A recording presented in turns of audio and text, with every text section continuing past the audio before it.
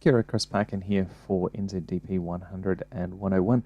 This is an update video to go with the Camera Raw tutorials that you already have, but it's particularly for those of you who are using Creative Cloud and have the latest update from April 2018, because Photoshop have changed around where some of the features are, and they've shifted them quite dramatically, so it's worth giving you the update.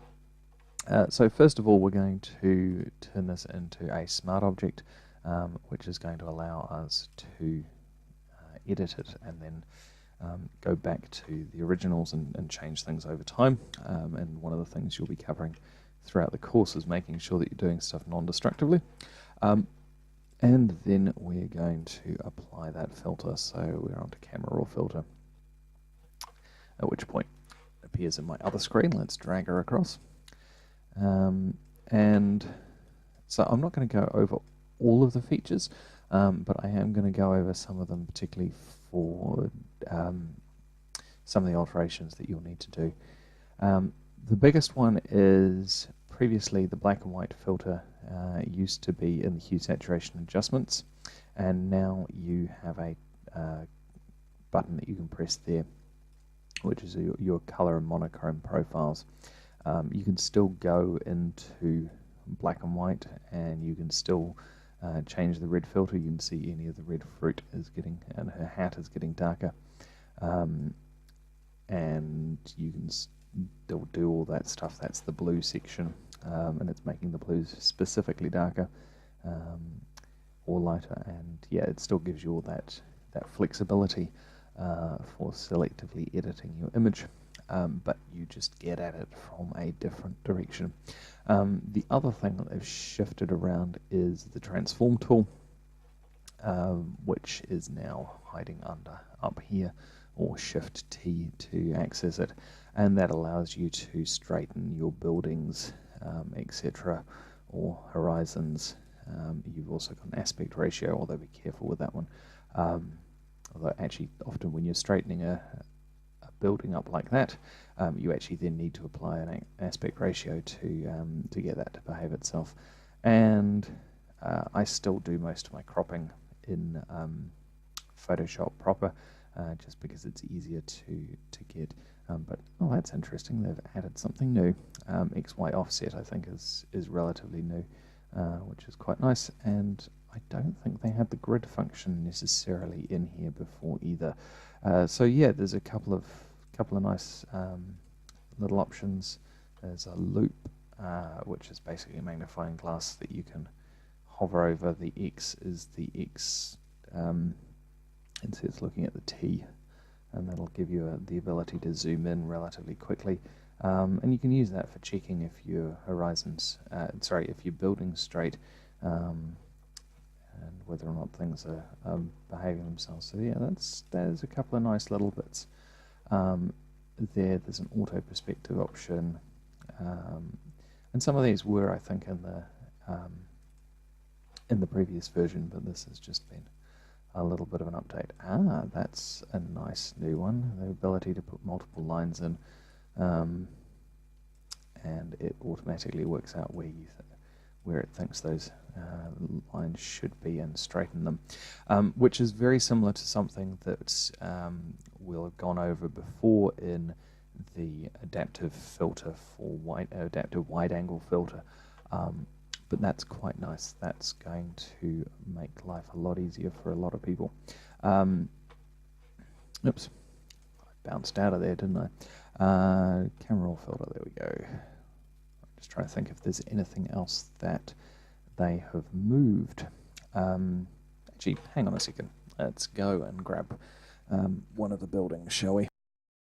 Alright, so there's the Ravensbourne store. So we're going to convert this one to black and white, and we're going to do a few other bits and pieces.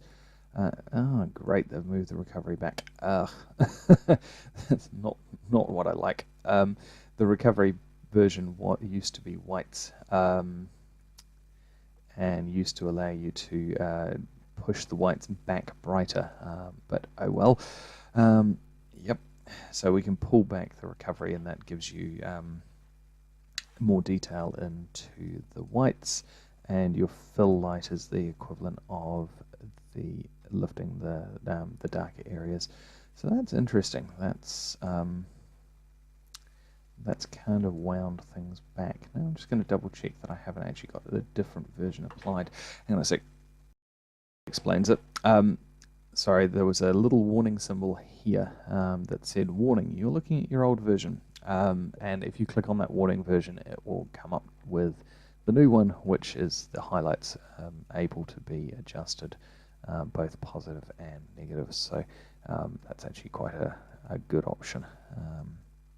There we go, we can lift the overall exposure, but we don't want to blow out the whites. And let's have a look at the transform tool now, and that was the guidelines. Let's see how well that works. Hold down the mouse button while you transfer the location, and yeah, that's not bad, is it? That's a lot easier than it used to be. Oh well. Yay for progress. Okay, so I'll turn the grid off. That just makes life a little bit easier to see, although I think might need another line across that center. Let's see. Oh, maximum number of guidelines is 4. Okay. No, it's still central. That's good. Okay, that's cool. So you can set your verticals and your horizontals. It's not quite as flexible as the other option, but that's cool. So let's have a look at this. We've got that transform done. I'll go back to the zoom tool, and we can check that we can see the top of the sky, which is nice. Go into black and white. And then we'll go into black and white mix. So this is where we can pull the blues down and reduce the amount of brightness of the sky so the building stands out a little bit more. We should be able to lift the brickwork, in fact. That's interesting, they seem to have dropped the pick tool. Let's see if it's hiding somewhere else. Color sampler and white balance. No, the color sampler is not going to let me. Oh, hang on. Yes, the color sampler just about. No, it doesn't. Rats. I was hoping that the targeted adjustment tool. There we go. I knew it was there somewhere. It's next to the color sampler, and it allows you to point your mouse over a particular location, and then hold down your mouse button and lift up or lift down. And if you do that, it either gets brighter or darker, and you can do that with the sky. You can do that with basically anything, and it'll adjust anything that is that color in the image. So it's not always the best option. It's a little bit of a crude tool at times. Sometimes you do want to just grab the individual color option, and sometimes you'll need to go back and fix things in terms of pulling the whites back again, or potentially increasing the clarity later, depending on what you need to fix. Crop tool is hopefully a little bit easier to use too. You never know. Let's get rid of that piece of road cone that was a bit of a distraction off that corner. And now, ideally, I'd like to crop in and get rid of that side of the building, but that's not really going to work because it's a little bit too bright. So, if we crop in like we did, whoops, helps if you don't click off the button, off the area. Right, we've cropped in, so that's good. So let's grab a adjustment brush, which is K, and reduce the size of that brush a bit. And we're just going to paint in on that area and drop the exposure of that corner of the building. I'll drop the corner, I'll drop some of this background stuff as well. No, that's a little bit too vicious for the background, so let's erase that one. And the nice thing about this is you can build up your adjustments. So we're going to grab a new brush this time, and as I said, that amount of reduction is a bit too much for the other one, but we can go back and just pull back a little bit on that section of background, just so that we're really concentrating the viewer's attention onto the building. And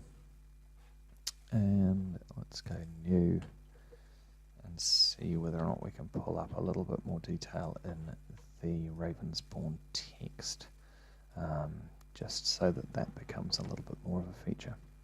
Yeah. Okay.